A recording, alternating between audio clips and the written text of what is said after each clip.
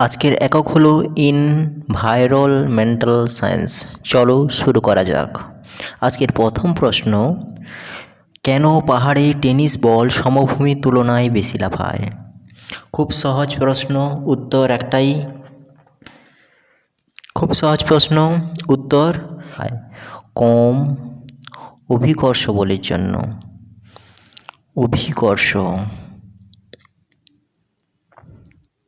কম অভিকর্ষ বলের জন্য পাহাড়ে টেনিস বল সমভূমির তুলনায় বেশি লাফায়। চলো দ্বিতীয় প্রশ্নে যাওয়া যাক। পাহাড়ে রান্না হতে বেশি সময় লাগে কেন? পাহাড়ে রান্না হতে বেশি সময় লাগে কারণ কম চাপের জন্য। পাহাড়ে চাপের পরিমাণ কম, প্রেসার কুকারে চাপের পরিমাণ বেশি, তাই তাড়াতাড়ি রান্না হয়। তেমনি পাহাড়ে যত উঁচুতে উঠবে তত চাপের পরিমাণ কমবে, আর চাপের পরিমাণ কম হওয়ার জন্য পাহাড়ে রান্না হতে বেশি সময় লাগে। কম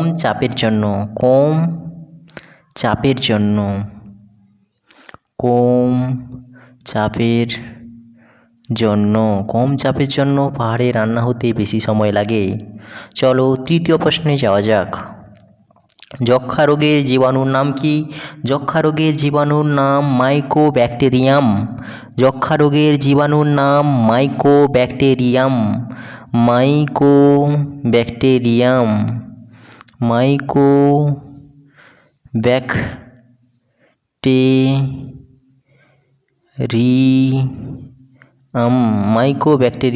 যক্ষ্মা রোগের জীবাণুর নাম কি? মাইকোব্যাকটেরিয়াম। যক্ষ্মা রোগের জীবাণুর নাম হচ্ছে মাইকোব্যাকটেরিয়াম। চলো চতুর্থ প্রশ্নে যাওয়া যাক। জেলিফিশ, সাইকন, ক্যাটলফিশ, হাঙর এদের মধ্যে কোনটি অমেরুদণ্ডী নয়? অর্থাৎ এদের মধ্যে কোনটি মেরুদণ্ডী? জেলিফিশ, এটি মেরুদণ্ডী নয়। সাইকন, এটি মেরুদণ্ডী নয়। ক্যাটলফিশ, এটি মেরুদণ্ডী নয়। হাঙর একমাত্র এটি হচ্ছে মেরুদণ্ডী। তাহলে এদের মধ্যে উত্তরটি কোন হবে? হাঙর অমেরুদণ্ডী নয়, অর্থাৎ এটি মেরুদণ্ডী। চলো 5 নম্বর প্রশ্নে যাওয়া যাক। গঙ্গা নদীর নাম হুগলি নদী হয়েছে কোথা থেকে? গঙ্গা নদীর নাম হুগলি নদী হয়েছে যেখানে ভাগীরথী নদীর সঙ্গে অজয় নদী মিশেছে। যেখানে ভাগীরথী নদীর সঙ্গে অজয় নদী মিশেছে সেখান থেকেই গঙ্গা নদীর নাম হুগলি নদী হয়েছে। চলো ষষ্ঠ প্রশ্নে যাওয়া যাক। কোন গাছের মূল থেকে রেসারপিন পাওয়া যায়? সর্পগন্ধা গাছের মূল থেকে রেসারপিন পাওয়া যায়। সর্পগন্ধা গাছের মূল থেকে রেসারপিন পাওয়া যায়। চলো 7 নম্বর প্রশ্নে যাওয়া যাক। একটি তরল ও ধাতুর নাম কি? একটি তরল ও ধাতুর নাম হচ্ছে ব্রোমিন। একটি তরল ও ধাতুর নাম হচ্ছে ব্রোমিন। একটি তরল ও ধাতুর নাম কি? ব্রোমিন। চলো অষ্টম প্রশ্নে যাওয়া যাক। 8 নম্বর প্রশ্নে। তামা, রূপো, জিঙ্ক, সোনা এদের মধ্যে কোনটি তড়িতে সবচেয়ে ভালো পরিবাহী? তামা, রূপো, জিঙ্ক, সোনা এদের মধ্যে রূপো হচ্ছে সবচেয়ে তড়িতের সুপরিবাহী। রূপো হচ্ছে সবচেয়ে তড়িতের সুপরিবাহী, অর্থাৎ তড়িতের সবচেয়ে ভালো পরিবাহী হচ্ছে রূপো। চলো নবম প্রশ্নে যাওয়া যাক। 1950 সালে 26শে জানুয়ারি সাধারণতন্ত্র দিবস পালিত হয় কারণ এই দিন থেকে কী হয়েছিল? এই দিন থেকে দেশের নিজস্ব আইনবিধি হিসাবে ভারতবর্ষের সংবিধান প্রচলিত হয়েছিল। 1950 সালে 26শে জানুয়ারি থেকে। তাই এই দিনকে সাধারণতন্ত্র দিবস হিসাবে পালন করা হয়। চলো 10 নম্বর প্রশ্নে যাওয়া যাক। চোখের যে সমস্যা, দূরের বস্তুকে ঝাপসা দেখা যায় কিন্তু নিকট বস্তুকে ঠিক দেখা যায় তাকে বলে মায়োপিয়া। যেটা আমরা চোখে মাইনাস পাওয়ার লাগে, অর্থাৎ মায়োপিয়া হচ্ছে সেই রোগের নাম। মায়োপিয়া হচ্ছে সেই রোগের নাম যে রোগের জন্য চোখের দূরদৃষ্টি কমে যায় অথচ নিকট দৃষ্টি ঠিক থাকে। চোখের যে সমস্যার জন্য দূরের ঝাপসা দেখা যায় কিন্তু নিকট বস্তুকে ঠিক দেখা যায় সেই রোগের নাম হলো মায়োপিয়া। চলো 11 নম্বর প্রশ্নে যাওয়া যাক। অন্যান্য বিষয় অপরিবর্তিত থাকলে ভৌম জলের স্তরের বৃদ্ধির সঙ্গে বৃষ্টিপাতের সম্পর্ক কী? বৃষ্টিপাতের সম্পর্ক সরল সম্পর্ক। বৃষ্টিপাত যত বেশি হবে ভৌম জল তত বৃদ্ধি পাবে, বৃষ্টিপাত যত কম হবে ভৌমজল তত হ্রাস পাবে। ভৌমজলের সঙ্গে বৃষ্টিপাতের সম্পর্ক হলো সরল সম্পর্ক। চলো 12 নম্বর প্রশ্নে যাওয়া যাক। পুষ্টি, বৃদ্ধি, সালোকসংশ্লেষ, শোষণ কোনটি অপচিতি বিপাকের উদাহরণ? পুষ্টি, বৃদ্ধি, সালোকসংশ্লেষ, শোষণ এগুলির মধ্যে অপচিতি বিপাকের উদাহরণ হলো শ্বসন। শ্বসন এবং রেচন অপচিতি বিপাকের উদাহরণ। বিপাকী অপচিতি একটি ধ্বংসকারী বিপাক্রিয়া। এই বিপাকে জীবের শুষ্ক ওজন কমে যায়। এই বিপাকে বিভিন্ন উপাদান সরল উপাদানে রূপান্তরিত হয়। এই বিপাকে সাধারণত শক্তির মুক্তি ঘটে। শ্বসন এবং রেচন এই বিপাকের উদাহরণ। চলো 13 নম্বর প্রশ্নে যাওয়া যাক। মাটির কণা জলে ধুয়ে গেলে তাকে কি বলে? মাটির কণা জলে ধুয়ে গেলে তাকে এলুভিয়েশন বলে। এলুভিয়েশন। মাটির কণা জলে ধুয়ে গেলে তাকে কি বলে? এলুভিয়েশন।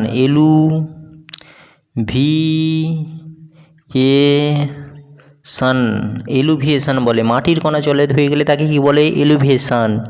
চলো 14 নম্বর প্রশ্নে যাওয়া যাক। রান্নার জন্য যে লবণ ব্যবহার করা হয় তার ফর্মুলা কি?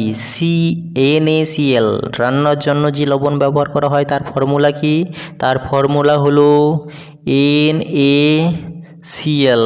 NaCl। রান্নার জন্য যে লবণ ব্যবহার করা হয় তার ফর্মুলা NaCl। চলো 15 নম্বর প্রশ্নে যাওয়া যাক। সিলিকোসিস, মিনামাটা এদের মধ্যে কোন রোগটি বায়ু দূষণের ফলে সৃষ্ট হয়? সিলিকোসিস, মিনামাটা।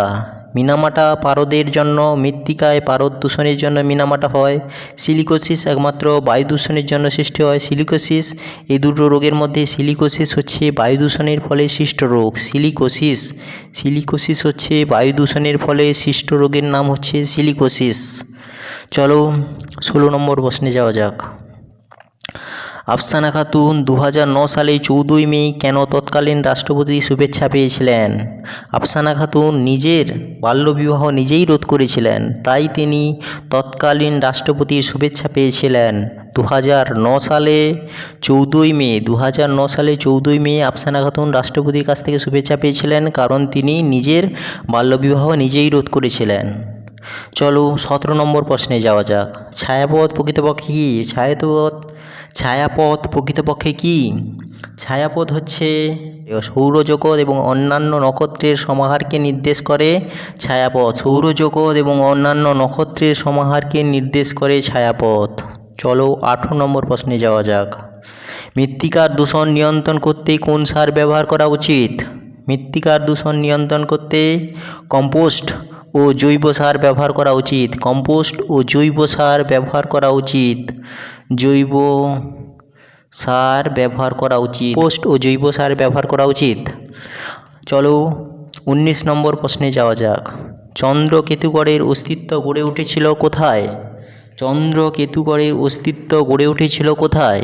চন্দ্রকেতুগড়ের অস্তিত্ব গড়ে উঠেছিল বিদ্যাধরী নদীর অববাহিকায়। বিদ্যাধরী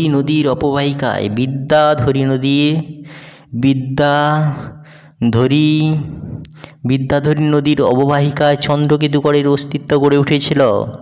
চলো 20 নম্বর প্রশ্নে যাওয়া যাক। ex-situ সংরক্ষণের উদাহরণ কি? ex-situ সংরক্ষণের উদাহরণ হলো চিড়িয়াখানা। ex-situ সংরক্ষণের উদাহরণ হলো চিড়িয়াখানা। চলো 21 নম্বর প্রশ্নে যাওয়া যাক। আন্তরিক গ্রন্থি দ্বারা ক্ষরিত হয় কোন কোন উৎসেচক? আন্তরিক গ্রন্থি থেকে ক্ষরিত হয় কোন উৎসেচক? কোন উৎসেচক নয়, কোন উৎসেচক? আন্তরিক গ্রন্থি থেকে ক্ষরিত হয় কোন উৎসেচক? আন্তরিক গ্রন্থি থেকে ক্ষরিত হয় ইরিপসিন। আন্তরিক গ্রন্থি থেকে যে উৎসেচক নিঃসৃত হয় তার নাম হলো ইরিপসিন।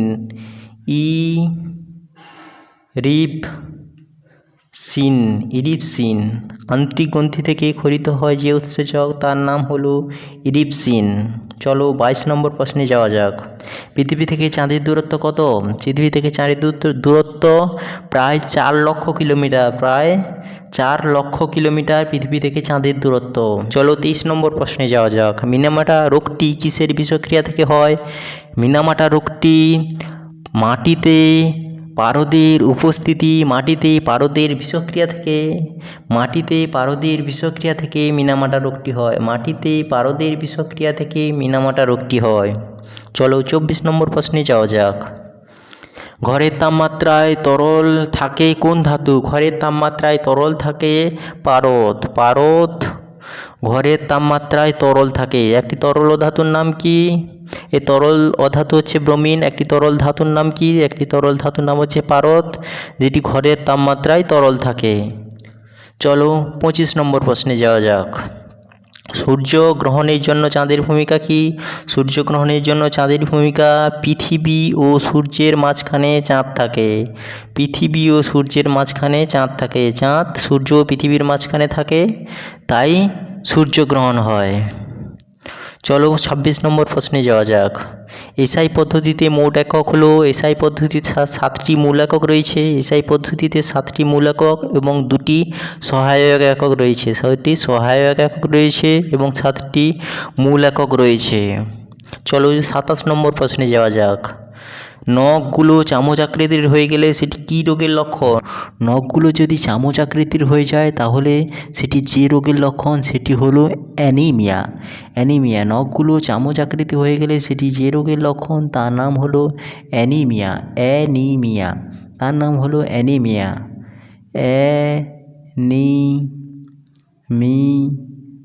নখগুলো যদি চামচ আকৃতি হয়ে যায় সেটি কী রোগের লক্ষণ? সেটি অ্যানিমিয়া রোগের লক্ষণ। চলো 28 নম্বর প্রশ্নে যাওয়া যাক। স্প্রিং তুলার সাহায্যে কোথায় 1 কিলো তুলা বেশি পাওয়া যায়?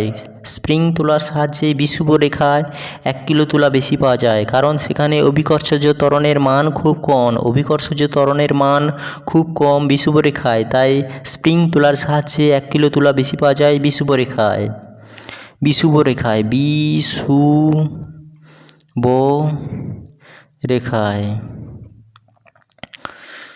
চলো, খাওয়ার সময় খাদ্য কণাকে শ্বাসনালী ও ফুসফুসের ভিতরে ঢুকতে বাধা প্রদান করে কে? বাধা প্রদান করে অ্যাপিগ্লটিস। আংটির মতন দেখতে অ্যাপিগ্লটিস। কথা বলার সময় এবং খাওয়ার সময় ফুসফুসে এবং শ্বাসনালীতে খাবার কণা ঢুকতে বাধা প্রদান করে যে গ্রন্থি তার নাম হলো অ্যাপিগ্লটিস। অ্যাপিগ্লটিস।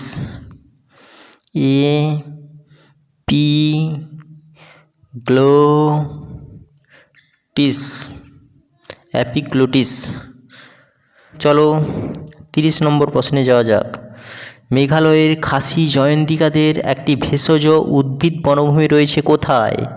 মফলংয়ে। মফলংয়ে একটি ভেষজ উদ্ভিদ বনভূমি রয়েছে মেঘালয়ের।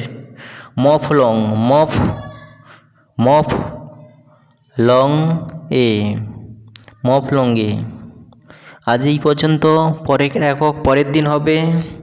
আশা করি ভিডিওটা ভালো লাগলো। যদি ভালো লাগে লাইক এবং শেয়ার করো, এবং কোনো কিছু বুঝতে অসুবিধা হলে অবশ্যই কমেন্ট করো। আমি চেষ্টা করব তোমাদের প্রশ্নের উত্তর দেওয়ার। বাই।